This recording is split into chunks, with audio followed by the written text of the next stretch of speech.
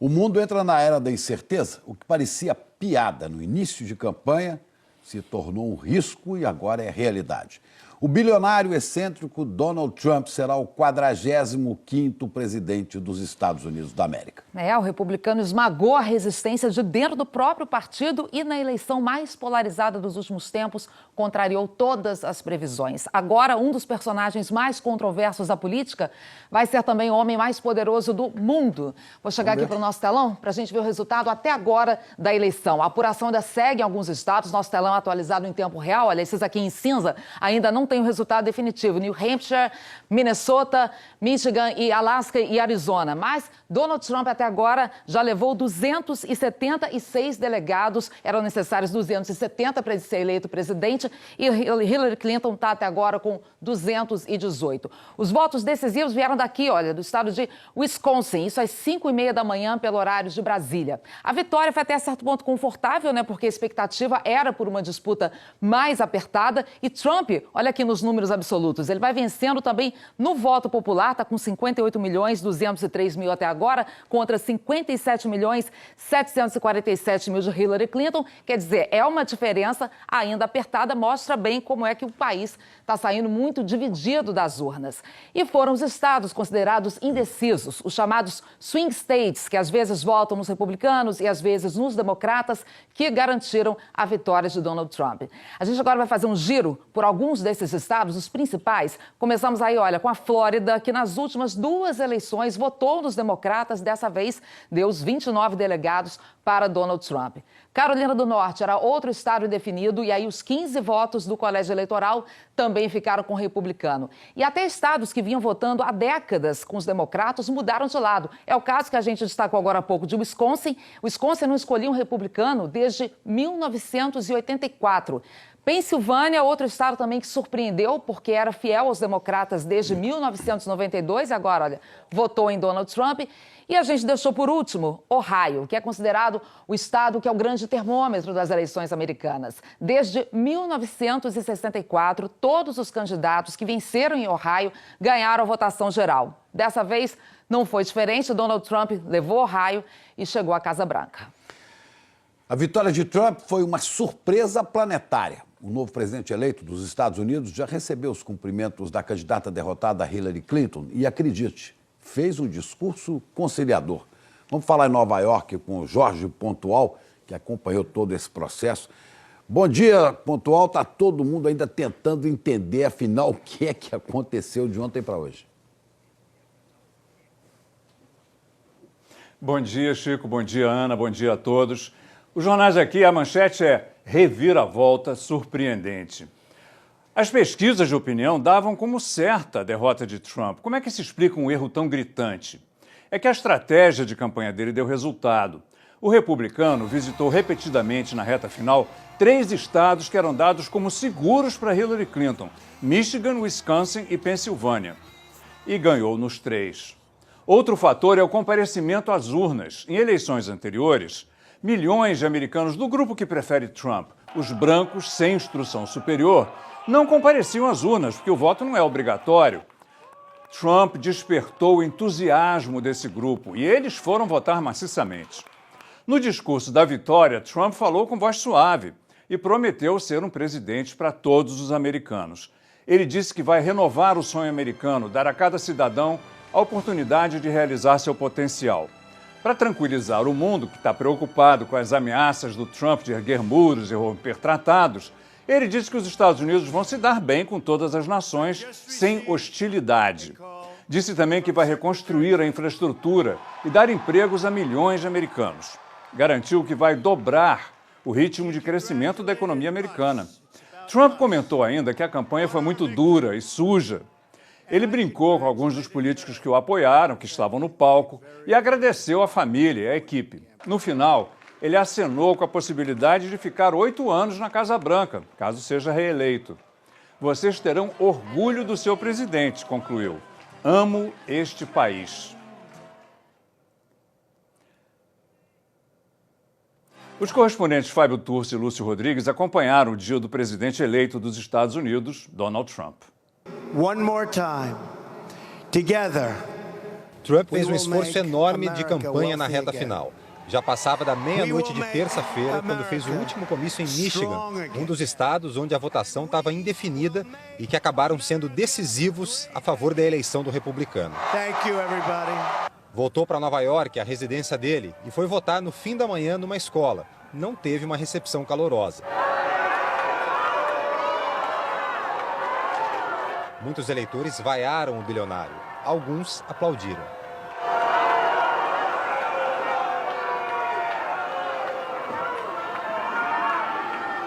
Mesmo depois de votar, Trump continuou o esforço de campanha. Postou vídeos numa rede social dele pedindo aos eleitores que votassem.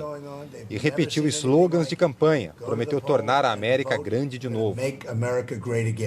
Ele esperou o resultado da apuração no apartamento dele, num prédio de luxo dele. Eram 5h30 da manhã, horário de Brasília, quando a agência Associated Press, AP, que contabiliza os votos da eleição americana, anunciou que o candidato do Partido Republicano tinha passado o número de 270 delegados no colégio eleitoral, o necessário para se tornar o 45º presidente dos Estados Unidos. 20 minutos depois, ele chegou ao hotel onde era realizada a festa da vitória. Estava acompanhado da família e foi recebido aos gritos de USA. Thank you. Trump começou o discurso dizendo que recebeu uma ligação de Hillary Clinton, dando os parabéns pela vitória. Ao contrário do que fez durante a campanha, elogiou os serviços que ela prestou à nação e disse que o momento agora é de unir o país.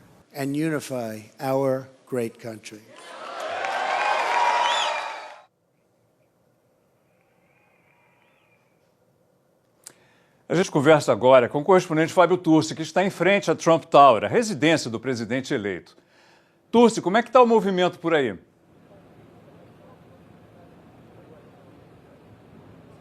Bom dia, Pontual. Bom dia a todos. Olha, movimento de apoiadores de Donald Trump está bem tranquilo agora, viu?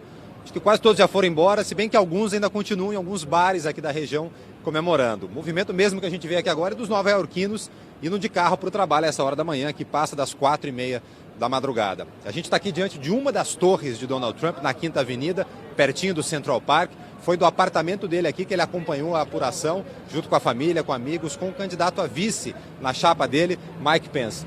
Vou chamar a atenção de vocês para esses caminhões basculantes estacionados ali do outro lado da rua. Eles estão carregados de areia e, na verdade, estão aqui por uma questão de segurança. Eles funcionam como barreiras contra ataques terroristas. Continuam por aí ainda. Donald Trump está aí dentro. Quando a apuração já estava definida, Trump saiu com a família dele, saiu com os amigos e foi até o hotel onde estava preparada a festa da vitória. O hotel fica a 3 quarteirões daqui. E foi lá onde ele fez esse discurso, o primeiro discurso dele como presidente eleito, que a gente acabou de ver aí na reportagem. Quando começou a apuração agora à noite, a gente não via muita gente nas ruas, não, identificada como apoiador de Trump, essas pessoas com camiseta, bandeira, faixa, cartaz, eram poucas pessoas. Mas à medida que os votos foram sendo contados e foi se percebendo as grandes chances que Trump teria nessa eleição, essas pessoas foram vindo para as ruas, e aí foi aumentando o movimento.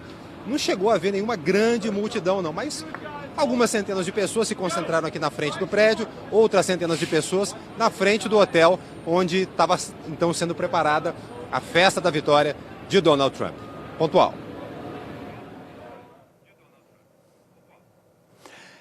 Obrigado, Turci. Desde os primeiros minutos da apuração, o desempenho de Donald Trump surpreendeu os analistas políticos. Ao longo de toda a campanha, Hillary Clinton esteve à frente nas pesquisas. E mesmo nos piores momentos, ela não perdeu a vantagem.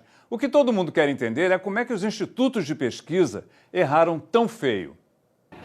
Foi o desfecho surpreendente de uma disputa tensa e acirrada. Na primeira parcial, no início da noite, Donald Trump saiu na frente. Hillary Clinton chegou a assumir a liderança com as vitórias já esperadas nos estados do Nordeste, que fecham as urnas primeiro. A apuração na região central do país, tradicionalmente republicana, devolveu a dianteira para Donald Trump. Até aí, nenhuma surpresa. Faltavam as definições de todos os estados considerados decisivos e Donald Trump já liderava na maioria deles. Quando Flórida, Ohio e Carolina do Norte ficaram vermelhos no mapa, o gráfico do New York Times, que começou o dia dando larga vantagem para Hillary Clinton, se inverteu completamente. O golpe de misericórdia foram as vitórias de Trump em Michigan, Wisconsin e na Pensilvânia, estados que vinham votando constantemente nos democratas. Foi em Michigan que Donald Trump fez seu último comício na noite de segunda-feira. E a aposta deu certo. We will make America great again. Actually like his gruffness. Essa eleitora disse que gosta do jeito áspero de Trump. Mais de 46 milhões de eleitores já tinham votado antecipadamente. A maioria em Hillary Clinton, segundo as projeções. Mas ontem, quando o país todo foi às urnas, as previsões foram totalmente contrariadas. Nem nos momentos de maior crise na candidatura, Hillary Clinton apareceu atrás de Donald Trump nas principais projeções. Quando surgiu a polêmica dos e-mails em julho, os sites especializados davam a Hillary 77% de chance de chegar à Casa Branca. I accept your nomination. Depois das duas convenções que confirmaram Hillary e Donald Trump como candidatos oficiais dos partidos, a vantagem dela diminuiu. Em setembro, depois que Hillary passou mal em público, a campanha admitiu que ela estava com pneumonia. A candidata foi muito criticada pela falta de transparência. Mesmo assim, o site 538 calculava que a chance de vitória era de 70%.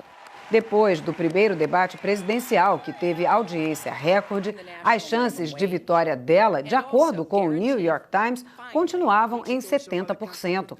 Em outubro, um vídeo de 2005 mostrou Donald Trump fazendo comentários grosseiros sobre mulheres. Para os analistas, as chances de vitória dele despencaram.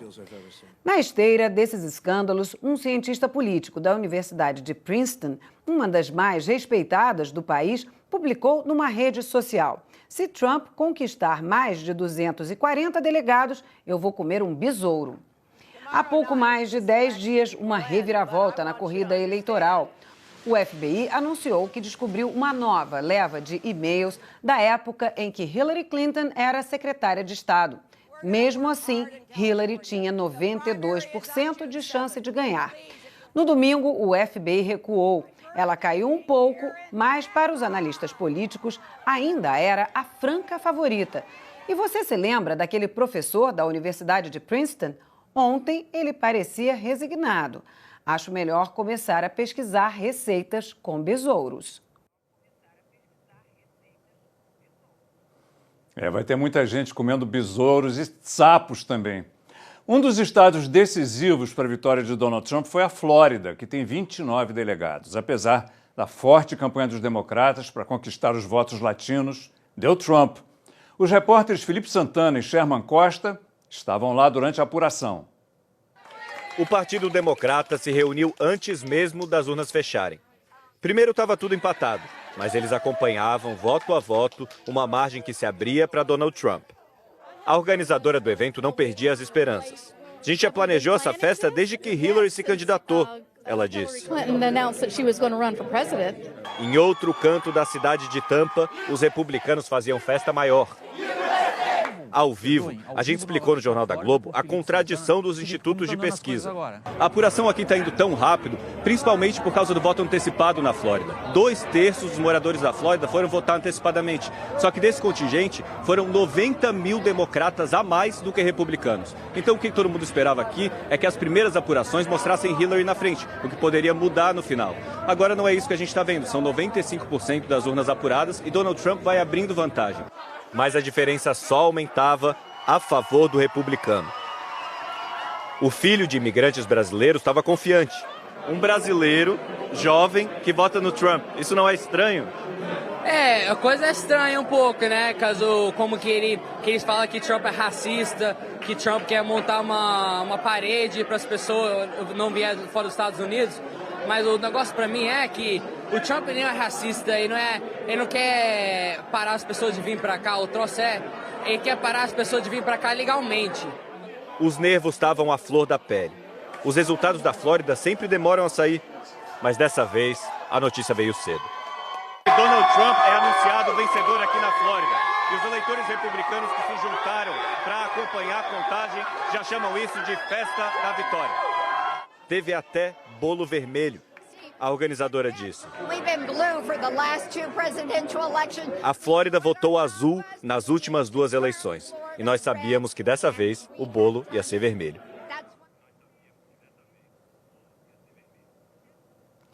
Hillary Clinton também acompanhou a apuração aqui em Nova York. Ela estava no hotel com o marido, o ex-presidente Bill Clinton, a filha e o genro. Hillary acabou desistindo de ir para o centro de convenções, onde o Partido Democrata estava reunido. Os correspondentes Luiz Fernando Silva Pinto e Orlando Moreira acompanharam a angústia dos eleitores. Hillary começou o dia otimista. Votou cedo, onde mora, em Chappaqua, um subúrbio de Nova York. E disse que se sentiu humilde ao poder votar nela mesma. Depois, foi para a suíte de um hotel em Manhattan. Foi lá que ela recebeu a notícia de que tinha perdido a eleição. O candidato a vice, Tim Kaine, acompanhou a votação em um outro hotel com a família. Os dois iam se encontrar no centro de convenções, onde o Partido Democrata estava reunido. Estava tudo pronto para a festa da vitória, mas a virada veio no meio da noite. A vitória na Virgínia deu um sopro de esperança na apuração. Mas depois disso, Donald Trump levou a Flórida e outros estados. E o sonho dos democratas ficou distante. Antes mesmo do anúncio oficial, a derrota já estava estampada no rosto dos eleitores. Braços cruzados, lágrimas escorrendo, silêncio. As pessoas estavam incrédulas. Aos poucos, o centro, que começou a noite lotado, passou a ficar vazio. Perto de 2 da manhã, hora local, começou a chegar a notícia de que Hillary não viria para cá. Ela ligou para Donald Trump para dar os parabéns, admitindo a derrota. Mesmo depois do discurso mais suave de Donald Trump, no México a preocupação é grande. O Banco Central e o Ministério da Fazenda do país vão dar uma coletiva daqui a pouco. O peso mexicano despencou mais de 13% em relação ao dólar, a maior queda em 2 décadas. A gente lembra que os mexicanos eram um dos principais alvos de Donald Trump, que prometeu construir um muro na fronteira com o México durante a campanha. Desde a semana passada, o governo mexicano já preparava um plano de contingência para caso Trump fosse eleito. Chico, Ana e Miriam. Pois é, Pontual. Obrigada. A gente volta a conversar com você direto aí de Nova York já, ainda nessa edição do Bom Dia Brasil. Claro, muito para se discutir aí dessa vitória de Donald Trump. Miriam por aqui para falar um pouquinho disso também para a gente, porque contrariando todas as previsões, né, Miriam, falha aí dos institutos de pesquisa, tá aí a eleição de Donald Trump. O que você acha que dá para a gente entender disso? Como é que se explica isso? Se é que tem explicação, né? Se é que tem explicação. Eu acho que os institutos de pesquisa todos vão ter que analisar de novo todas suas fórmulas de cálculo, mas uma explicação que eles estavam começando a ensaiar é que tinha o eleitor envergonhado de Trump, que não dizia que ia votar, achava que não, falava que não ia votar, ou não falava que ia votar em Trump, e que depois passou a essa maioria silenciosa. Eles não ouviram direito essa maioria silenciosa. Mas foi um erro enorme, todos os institutos, os especialistas em projeção, a imprensa. Então, é a hora de reanalisar tudo, né? E aí, o que explica, né, essa vitória? Eles sempre disseram que era assim, o homem branco que não tem curso superior. Esse aí que é o eleitor típico do Trump. Mas não é só isso, quer dizer, na verdade, ele falou que ele ia ganhar, o Trump, com o cinturão da ferrugem, o cinturão das fábricas abandonadas, da ex-pujança americana na indústria. E esse segmento, ele não vai conseguir entregar essa recuperação da indústria, né? Então, ele tá prometendo algo que ele não vai conseguir entregar, que é dobrar o crescimento americano, recuperar a indústria que já foi abandonada, recriar, fazer muitos investimentos públicos para retomar o crescimento. Então, isso aí, vamos ver como é que ele vai entregar. Mas foi isso aí que foi ouvido pelo eleitor. Pois é, Miriam. Agora, além dessa promessa em si, tem aquelas outras promessas ainda mais extravagantes. O Pontual acabou de lembrar aqui, né, daquela promessa de construir um muro na fronteira com o México, mandar conta para o governo mexicano, deportar milhões de imigrantes, de milhões de estrangeiros.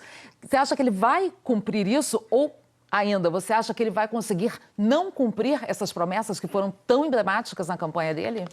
essa é a incerteza que paira, porque ele foi um candidato tão fora do tom, ele não era um candidato do Partido Republicano, é um candidato que se impôs ao Partido Republicano, com uma agenda própria, não a agenda do Partido Republicano. E essa agenda que você está falando, das coisas que ele falou na campanha, deportar pessoas, construir o muro no México e mandar conta para o México, romper acordos comerciais, barrar produtos que venham da China, tudo isso que ele falou é inexequível, na verdade. Vamos ver como será o Trump presidente, porque o primeiro movimento dele foi um discurso, como você disse, né, que ali na abertura foi um discurso conciliador, ele começou elogiando a Hillary, que ele criticou tanto na campanha, que ele atacou pessoalmente, com ofensas pessoais. Pesadamente. Então, ele começou, olha, ela trabalhou muito pelo país, a gente agradece, lutou muito pela... Então, ele começou muito dentro da forma, mas foi a primeira vez que ele apareceu, o Trump, dentro da forma. Normalmente, ele fez agora, como é que ele vai adaptar esse programa super agressivo que ele propôs na campanha com o governo, né? Quem vai controlar o Trump? Porque o Trump, ele está sozinho. Ele disse que tem apoio de 212 generais e tem, assim, meia dúzia de políticos, que é Chris Christie, Rudy Giuliani, quer dizer, até a liderança do Partido Republicano não o apoiou. Foi um candidato, como se diz, fora da casinha. Agora ele tem que entrar na casinha, mas não é qualquer uma, é a Casa Branca. É um complicador. O candidato não pode ficar mais fora da casinha, não. Vamos ver, Miriam, como é que ficaram os mercados pelo mundo. Essa vitória inesperada do Trump sacudiu os mercados, provocou uma onda de queda nas bolsas. A gente tem aqui no telão Londres e Tóquio. Eu começo com Márcio Gomes, né? Porque já é noite lá em Tóquio e o dia começou aí com cara de ressaca na Ásia, né? Terminou com cara de ressaca. Sem dúvida, Chico. As bolsas da Ásia caíram, já que Trump representa a dúvida, a incerteza na cabeça dos investidores. E Hillary Clinton era vista como favorita em quase todos os países daqui do continente. A bolsa de Hong Kong caiu mais de 2%, a de Xangai ficou em menos 0,6% e a de Tóquio a queda passou de 5%. A moeda japonesa se valorizou. O iene é tido como um local seguro para investir em momentos como este. E o Ministério das Finanças japonês fez uma reunião de emergência para discutir esse movimento do mercado. Na China, que tem a segunda maior economia do mundo, Trump é visto com simpatia pelo seu estilo e por não demonstrar intenção de se meter nos assuntos da Ásia, onde a China cresce, expande a sua força militar e Trump já disse que deseja retirar as bases e tropas americanas de países como Japão e Coreia do Sul, são mais de 80 mil homens. Mas ele também falava que a China roubava os empregos dos americanos e iria sobretaxar os produtos made in China que chegassem aos Estados Unidos. Ou seja, há muito para ver como o mundo vai ficar daqui para frente. E uma última informação, agora há pouco, o ministro japonês Shinzo Abe enviou mensagem de parabéns a Donald Trump. Chico. Obrigado. Ok, vamos ver agora então com a Cecília como é que ficou a situação lá na Europa. Bom dia, Cecília. Aliás, essa eleição do Trump lembra muito um outro episódio que você viveu aí muito de perto, que foi o Brexit, a saída do Reino Unido da União Europeia. Bom dia, Ana, Chico, Miriam, Márcio. Pois é, a imprensa daqui está mesmo falando em Brexit americano, em déjà vu, uma sensação que já vivemos antes. Assim como o voto que tirou o Reino Unido da União Europeia em junho, a vitória de Trump agora está sendo interpretada como um voto de protesto, de frustração, de mudança radical. Um dos primeiros a reagir foi o líder do Partido Nacionalista e Anti-Imigração daqui. Nigel Farage comemorou nas redes sociais, dizendo que 2016 é o ano de duas grandes revoluções políticas. Marine Le Pen, líder da extrema-direita francesa, parabenizou Trump antes mesmo da divulgação. Nas emissoras de TV, os apresentadores britânicos não conseguiam esconder a surpresa e nos jornais o destaque absoluto é para a incerteza que ronda uma presidência Trump. O inglês The Guardian diz que é uma das vitórias mais embasbacantes da história americana. Humilhação para Hillary, escreve o italiano Corriere della Sera. E o espanhol El País fala do medo que se infiltra nos mercados mundiais. Neste momento, as bolsas europeias operam todas no vermelho. Ana, Chico, vamos passar os próximos dias acompanhando e tentando entender as consequências dessa eleição sísmica para o mundo. Pois é. E a pergunta agora, né, como a vitória de Trump vai ter impacto na nossa economia. Os Estados Unidos são o segundo maior parceiro comercial do Brasil. E vamos falar com o Rodrigo Bocardi em São Paulo, porque Trump tem um discurso protecionista, é visto como imprevisível, quer dizer, a gente está mesmo no momento da era da incerteza por aqui, né? Rodrigo, bom dia.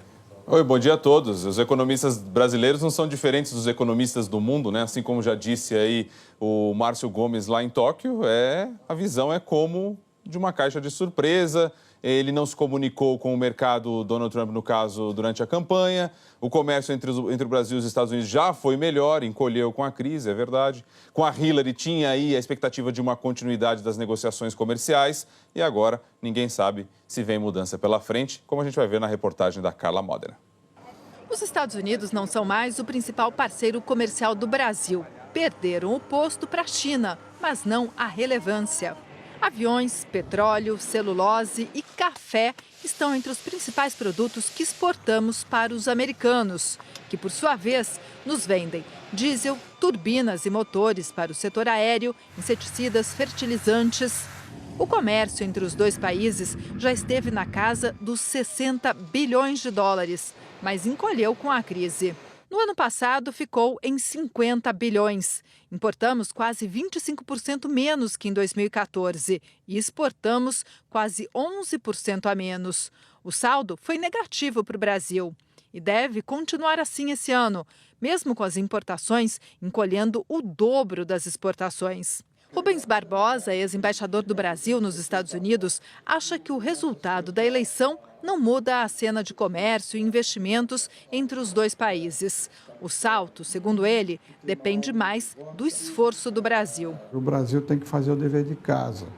Nós temos que estabilizar a economia, reduzir a inflação, reduzir o desemprego, aumentar o poder de compra das pessoas, reativar a economia. Sem isso, e sem dar segurança jurídica aos investidores, é muito difícil as empresas estrangeiras se interessarem para fazer negócio no Brasil. Apesar da importância do parceiro, até hoje, o Brasil não conseguiu fazer um acordo de comércio bilateral. Para ter uma ideia do impacto disso, a Câmara Americana de Comércio Brasil-Estados Unidos encomendou um estudo para a Fundação Getúlio Vargas.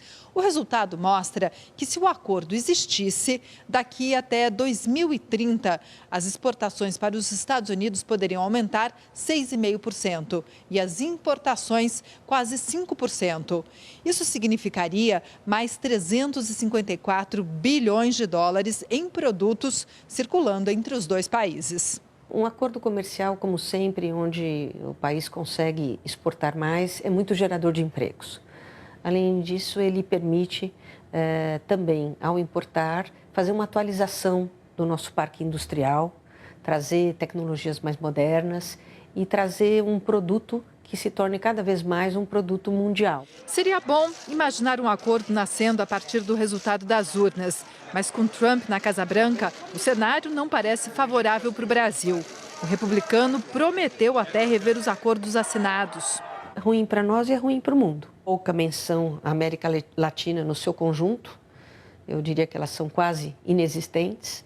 Então isso é um fator de preocupação, porque nós não somos vistos nem como aliados e parceiros que têm uma importância relativa no mundo. O mercado financeiro reagiu na reta final da campanha com ações em alta diante da possibilidade da vitória de Hillary Clinton. Agora, com a derrota, é aguardar a ressaca. O Trump tem uma visão que eu entendo como equivocada a respeito do crescimento econômico dos Estados Unidos. Ele entende que você tem que trazer de volta os empregos para os Estados Unidos, ou seja, trazer aquelas fábricas para dentro dos Estados Unidos de novo, para que o Trump consiga encaminhar algumas questões de forma um pouco mais correta. Longe da zona de conforto, os mercados agora têm que repensar as relações com os Estados Unidos. Um dos problemas centrais do Trump é que ele é uma enorme caixa preta. A gente não sabe o que ele está fazendo, né? Até agora eu não sei eu mesmo, né, se o Trump é um personagem que ele criou para ganhar essas eleições, ou se ele acredita mesmo naquilo tudo. Bom, com relação à reação imediata do mercado financeiro, nós acabamos de ver aí na Ásia e também na Europa com os nossos correspondentes. Aqui no Brasil, tanto o mercado de câmbio quanto a Bolsa de Valores começam a dar as caras aí logo mais a partir das 9 horas da manhã. Ana, Chico e Miriam. Vamos acompanhar, né, Rodrigo? Obrigada. Agora, Miriam, exatamente como disse, né, aquele último entrevistado ali, né, não dá para saber se é um personagem ou se Donald Trump realmente defende essas ideias, mas de imediato, o que você acha que pode afetar essa eleição dele na economia brasileira? Olha, hoje os mercados estão reagindo ao personagem. Se é só um personagem, ótimo, porque aí depois o mercado recupera. Mas nesse momento o mercado está reagindo à incerteza, a matéria-prima que o mercado mais detesta, não saber o que vai acontecer e ser apanhado no contrapé. Até ontem o mercado estava comemorando a vitória que Hillary teria e agora hoje tem que entender a vitória do Trump. Então, nesse quadro de incerteza, um país assim como o Brasil é afetado diretamente, porque os capitais, eles com medo, eles fogem para onde tem mais segurança. Então, eles saem de um país, principalmente um país como o Brasil, que é um país que não tem grau de investimento, né? A gente perdeu no governo Dilma. E outro impacto vai ser o seguinte, quer dizer, no momento de muita incerteza, muita instabilidade nos mercados, nas bolsas e tal, o Banco Central talvez pense 2 vezes antes de continuar a redução da taxa de juros. Vamos ver se até a próxima reunião isso já se acalmou e aí o Brasil pode continuar reduzindo os juros, que começou na última reunião, né? Tá bom, Miriam. Obrigado. Obrigada. Bom, vamos falar um pouquinho de Brasil aqui, do que está acontecendo agora. A Petrobras anunciou ontem uma nova redução no preço dos combustíveis. Vamos ver os valores aqui no telão. A queda no preço do diesel nas refinarias será de 10,4% e a da gasolina de 3,1%. E o repasse ao consumidor final depende da reação do mercado ao longo da cadeia. Mas a Petrobras divulgou uma estimativa de valor nas bombas se a redução for repassada integralmente. Aí o litro do diesel pode ficar 6,6% mais barato, ou seja, 20 centavos por litro, né? E a gasolina pode cair 1,3%, 5 centavos por litro. É isso aí, vamos falar agora com a Marina Araújo, que está no Rio de Janeiro, com outras informações sobre essa anunciada redução de preços pela Petrobras. Marina, bom dia. Quando é que esse reajuste começa para valer? Bom dia, Chico. Bom dia, Ana Paula, e a todos. Olha, esse reajuste já está valendo, mas é uma redução nas refinarias. Só vai chegar ao consumidor quando chegar até as bombas aqui. Então, nos postos a gente vai ter que esperar acabarem os estoques e aí eles fazerem pedido de uma nova remessa e a gente vai ver, então, se chega a afetar o nosso bolso. É bom lembrar que essa é a segunda redução anunciada pela nova gestão da Petrobras. A primeira teve um efeito pequeno, uma leve baixa em alguns lugares e em outros estados teve até aumento nos combustíveis. A Petrobras criou um comitê que está analisando, que está vendo se reduz, se mantém ou aumenta o preço dos combustíveis pelo menos uma vez por mês. Isso é para que a companhia tenha uma política de preços competitivos e acompanhe e reflita os movimentos do mercado internacional do petróleo. Chico, Ana Paula. Obrigado. Obrigada, Marina. Seguimos esperando aí se vai ter redução finalmente de combustível para o consumidor.